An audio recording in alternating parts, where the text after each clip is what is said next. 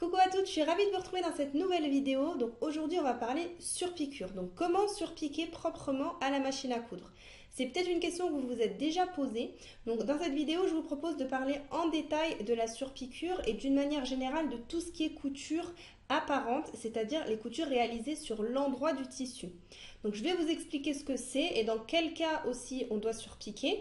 Je vais vous donner mes astuces pour réussir parfaitement vos surpiqûres et à la fin de la vidéo, je vais vous montrer une chose très importante, comment faire un joli point arrière à la main quand on termine une surpiqûre. Alors parfois dans les tutos couture, on nous demande de surpiquer ou de réaliser une surpiqûre, ou on peut aussi entendre les termes faire une couture nervure. Donc si je devais vous donner une définition la plus simple possible, on va dire que la surpiqûre c'est une couture qu'on va réaliser sur l'endroit de notre tissu et non pas sur l'envers comme on fait habituellement. Donc ça sous-entend que les surpiqûres sont visibles et il faut vraiment faire attention à avoir une surpiqûre bien régulière pour avoir un projet qui soit bien fini. Alors, dans quel cas on peut être amené à réaliser une surpiqûre?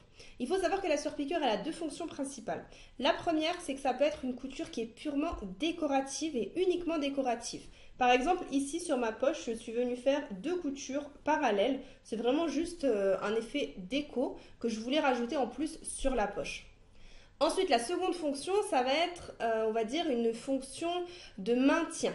Par exemple, sur un col, quand on vient coudre son col, on va assembler le col endroit contre endroit, ensuite on va le retourner. Et en général, ce qu'on fait, c'est qu'on vient faire une surpiqûre en fait tout autour de notre col. Pourquoi? Ça va nous permettre, si vous voulez, de venir plaquer le col et de lui éviter de former un peu de volume. Donc ça peut être un col, mais ça peut être aussi, par exemple, un rabat de sac. En fait, si vous voulez, c'est un peu toutes les choses qu'on peut coudre, par exemple, endroit contre endroit et qu'on retourne. Donc dans ce cas-là, les surpiqûres, c'est pas obligatoire, mais c'est à vous d'ajuster en fait et d'analyser en fonction déjà du rendu que vous voulez sur votre vêtement ou votre projet et aussi en fonction de votre tissu. Donc par exemple, pour vous donner une idée, si vous cousez avec du simili-cuir, dans ce cas-là, on est souvent obligé de réaliser des surpiqûres pour bien le plaquer parce que sinon vous allez avoir un truc un petit peu boursouflé et c'est pas très joli. Alors, un autre exemple de surpiqûre, ça va être tout ce qui est couture couchée surpiquée. Donc, quand on a une couture qui est couchée surpiquée, ça veut dire, si vous voulez, qu'on est venu assembler deux morceaux de tissu, comme c'est le cas ici. Donc là, j'ai un empiècement dos et là, j'ai le bas de mon dos. Donc, je suis venue les assembler endroit contre endroit. Et ensuite, je suis venue plaquer les marges de couture vers l'empiècement et je suis venue faire une couture ici pour que mes marges, en fait, tiennent. Dans ce cas-là, on peut, si on veut, venir réaliser deux surpiqûres, c'est-à-dire une première à 2 mm du bord et une seconde à 7 mm de la première. Ça va nous permettre d'avoir un côté encore plus joli et ça va permettre encore de tenir encore mieux la valeur de couture. Alors maintenant on va parler du matériel qui est nécessaire pour les surpiqûres. Donc ce qui est vraiment important avec les surpiqûres, c'est le fil qu'on va utiliser. Donc moi pour ma part j'ai toujours des grosses bobines de 500 mètres de fil Gutermann que j'achète souvent en ligne et je prends vraiment les couleurs les plus classiques. Et donc ce fil là je le garde uniquement pour les coutures non visibles, donc celles qu'on fait sur l'envers du tissu. Par contre, pour les surpiqûres, il va falloir utiliser un fil qui se marie très bien avec votre tissu, sinon ça ne fera pas joli du tout. Donc on n'est pas du tout obligé de prendre exactement la même couleur. Vous voyez qu'ici, j'ai pas du tout pris la même couleur. Au contraire, j'ai voulu que la surpiqûre fasse un effet déco. Par contre, si vous voulez uniquement une surpiqûre de maintien, dans ce cas, vous pouvez prendre un fil exactement de la même couleur. Et si vous n'avez pas la bonne couleur à la maison, moi je vous conseille quand même d'aller en mercerie avec une chute de tissu plutôt que d'acheter en ligne. Comme ça, vous pourrez vraiment tester le fil sur votre tissu et voir ce que ça donne. Ensuite, au niveau du matériel, la chose vraiment très importante, ça va être d'avoir une machine à coudre qui permet de régler la largeur de point. Ça, c'est vraiment très important et vous allez voir quand je vais vous montrer comment faire la surpiqûre que c'est vraiment la chose qui va faire toute la différence. Enfin, la dernière chose, c'est que le mieux pour se faciliter, c'est d'avoir le bon pied presseur. Donc, il y a des pieds presseurs qui facilitent vraiment les surpiqûres. Donc, moi, j'utilise celui-là. Donc c'est à la base le pied presseur pour ourlet invisible de ma machine à coudre. Donc moi j'ai la FS40. Et donc si vous voulez, on voit ici qu'il y a un petit morceau de métal qui ressort. Et c'est ça qui va nous aider vraiment, qui va nous servir de guide pendant la couture. Et vous allez voir que c'est extrêmement facile. Donc, à savoir que ce pied-là, on a un genre de pied qui ressemble vraiment à ce pied-là. Bon, moi, c'est celui qui est fourni avec ma machine, mais vous avez exactement le même dans le kit des 20 pieds presseurs qu'on voit un petit peu partout sur Internet. Donc, si vous n'avez pas ce pied qui est fourni avec votre machine et que vous avez le kit, vérifiez à l'intérieur, vous verrez que vous aurez un pied qui ressemble à ça avec ce petit bout ici de métal qui ressort et qui nous permet en fait de se servir en fait de ça comme guide pour coudre. Alors ce pied-là, on peut l'utiliser uniquement pour les surpiqûres qu'on fait comme ici à 2 mm du bord. Si par contre vous voulez faire une deuxième surpiqûre parallèle en fait, comme c'est le cas par exemple ici, je suis venue rajouter ici une surpiqûre juste là. Dans ce cas-là, on ne pourra pas utiliser ce pied parce que vous voyez que là, on ne peut pas déplacer l'aiguille vraiment trop loin du bord. On est bloqué à ce niveau-là, donc on devra rebasculer avec le pied presseur standard. Alors maintenant, concernant le point à utiliser, donc on va utiliser le point droit pour faire les surpiqûres. Au niveau du réglage, pour la largeur, je vous montrerai directement sur la machine. Et pour la longueur, il faut savoir que le point de surpiqûre est toujours plus long que le point normal. Donc au minimum, on fera une longueur de 3. Après, dans tous les cas, il faut toujours tester avant de se lancer. Donc faites un test avec une longueur de 3 par exemple, avec une longueur de 3,5, avec une longueur de 4. Et vous voyez ce qui vous convient le plus. Vous voyez en fonction de votre tissu et du rendu aussi de la surpiqûre que vous souhaitez. Alors, comment arrêter la couture quand on fait des surpiqûres? Donc, vous le savez aussi bien que moi, je pense, c'est que les points d'arrêt, c'est pas très joli, encore moins sur l'endroit du tissu. Donc, on a deux cas de figure. Soit on réalise une surpiqûre dans un endroit où on a des marges de couture. Dans ce cas-là, on peut réaliser un point d'arrêt. Par exemple, ici, quand je suis venue faire cette surpiqûre, je n'avais pas encore monté les manches. Je savais que j'allais venir monter les manches juste après. Donc dans ce cas-là, je peux venir faire un point d'arrêt qui sera évidemment inférieur à ma marge de couture. Donc si j'ai une marge de couture de 1 cm, je peux faire un point d'arrêt de 0,7 cm par exemple, parce que je sais que le point d'arrêt va être caché une fois que je vais venir monter mes manches. Donc là, ça ne pose pas de problème. Si par contre, on n'a pas du tout de marge de couture et que le point d'arrêt sera visible, dans ce cas-là, on va devoir arrêter sa couture manuellement. On n'utilisera surtout pas le point d'arrêt de la machine et je vais vous montrer juste après dans le tuto comment faire ça proprement. Donc c'est parti pour la technique. Donc on va commencer par installer notre pied presseur spécial en fait avec le petit guide qui est juste en dessous.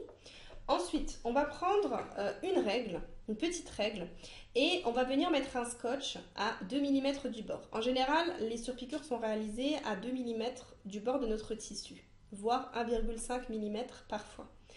Donc, vous mettez un petit scotch juste là, et ce qu'on va faire, c'est qu'on va venir poser en fait notre règle contre le petit rebord qui va nous servir de guide.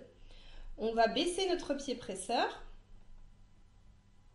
Et on va déplacer notre aiguille de manière à ce qu'elle pique parfaitement contre le bord de notre scotch. On met un scotch parce que ça nous aide, sinon c'est vraiment difficile de venir vérifier où sont les 2 mm sur la règle.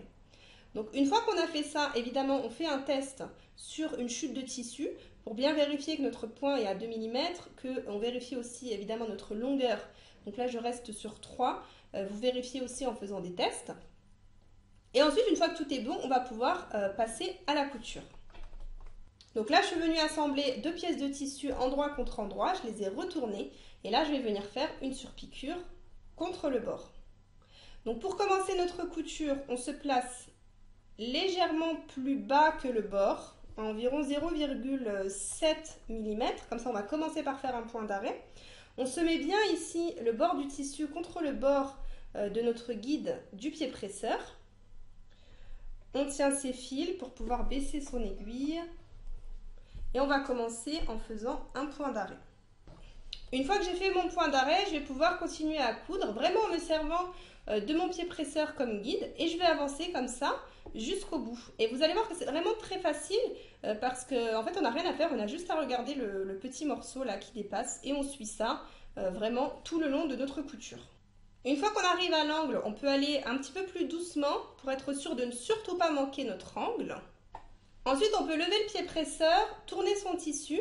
Et une fois qu'on a tourné son tissu, on peut vérifier que notre bord de tissu en fait est bien contre le petit morceau en métal de notre pied presseur. Et ensuite, on peut continuer notre couture. Alors n'oubliez pas qu'il faut toujours bien repasser avant de faire une surpiqûre, ça c'est vraiment très important parce que ça va vous aider à venir plaquer correctement votre tissu. Donc si vous ne souhaitez pas faire de point d'arrêt, il faut laisser un long fil qui dépasse, donc environ 15 cm on va dire. Donc vous ne faites surtout pas de point d'arrêt, vous levez votre aiguille et vous sortez votre tissu. Donc voilà ce qu'on obtient une fois qu'on a fait la surpiqûre. Vous voyez que c'est vraiment bien régulier en fait tout le long de la couture. On est toujours à la même distance du bord. Donc maintenant je vais vous montrer comment faire pour faire un nœud, en fait un point d'arrêt au niveau de la fin de notre couture. Donc on se met sur l'envers et on vient tirer en fait sur un fil de canette. On voit que quand on tire sur le fil de canette, on a la boucle en fait. Ici, on a la boucle du fil supérieur qui se soulève. Donc on vient prendre ce fil et on le passe de l'autre côté. Donc on a deux fils comme ça qui viennent de ce côté-là, donc sur l'envers de notre tissu.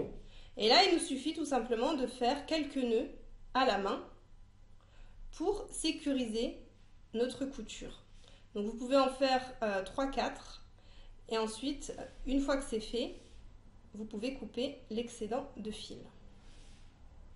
Et donc là, on voit que de ce côté-là, on a quelque chose de très net et on n'a pas de point d'arrêt qui vient gâcher un petit peu cette couture.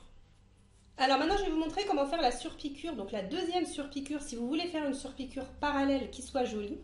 Donc quand vous avez un angle comme ça, donc là j'ai fait exprès de choisir une pièce avec un angle pour vous montrer comment faire. Il peut être difficile de savoir jusqu'où on va aller pour notre surpiqûre. Donc moi ce que je vous conseille de faire, c'est de prendre un stylo effaçable à la chaleur du fer à repasser et vous allez venir dessiner ici le coin qui sera à 0,7 cm de notre première surpiqûre. Donc comme ça vous savez que vous allez devoir vous arrêter votre surpiqûre juste là, planter votre aiguille et tourner votre tissu. Donc pour ce genre de surpiqûre, malheureusement on ne peut pas utiliser le pied, donc moi c'est le pied pour ourlet invisible, parce que le mien en tout cas du moins, on ne peut pas déplacer l'aiguille trop loin. Du coup, ce qu'on fait c'est qu'on repasse avec notre pied presseur normal et on va venir tout simplement suivre le bord de notre tissu contre le bord de notre pied presseur. Ou alors, deuxième possibilité, on fait suivre notre surpiqûre contre un des repères de notre pied presseur. Sur le pied presseur, on a souvent des petits repères qui nous aident pour nous guider.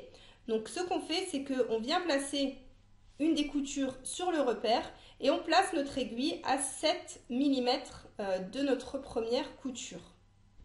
Alors petite précision, si vous avez une machine électronique comme moi, toujours pensez à vérifier en fait la longueur de point parce que vous savez que quand on éteint la machine se remet en réglages normaux. Donc vérifiez bien que votre longueur est la bonne et que la largeur évidemment du coup est la bonne. Parce que ça c'est un coup à faire des erreurs et à commencer une couture en longueur 3 et faire la seconde en longueur 2,5. C'est des choses qui peuvent arriver, donc faites attention à ça. Donc pour se faciliter, là encore, la couture à 0,7 mm, plutôt 0,7 cm de notre première couture. Là encore, moi je vous conseille d'utiliser un stylo effaçable pour venir marquer en fait l'emplacement où l'aiguille doit piquer. Donc moi personnellement, je préfère faire suivre le bord du tissu contre le bord de mon pied presseur. Je trouve que c'est plus facile. Et je vais tout simplement venir déplacer mon aiguille. Donc je joue sur la largeur de point. Et je vérifie bien que ma longueur est correcte. Donc c'est parti pour un point d'arrêt et je continue à coudre. Donc pour cette seconde piqûre, forcément c'est beaucoup plus facile parce qu'on est plus loin du bord de notre tissu. Là où c'est beaucoup plus compliqué, c'est quand on fait comme ça des coutures nervures, c'est-à-dire des coutures vraiment sur le bord de notre tissu. Donc une fois que vous arrivez à l'angle, vous êtes bien content d'avoir mis un petit repère.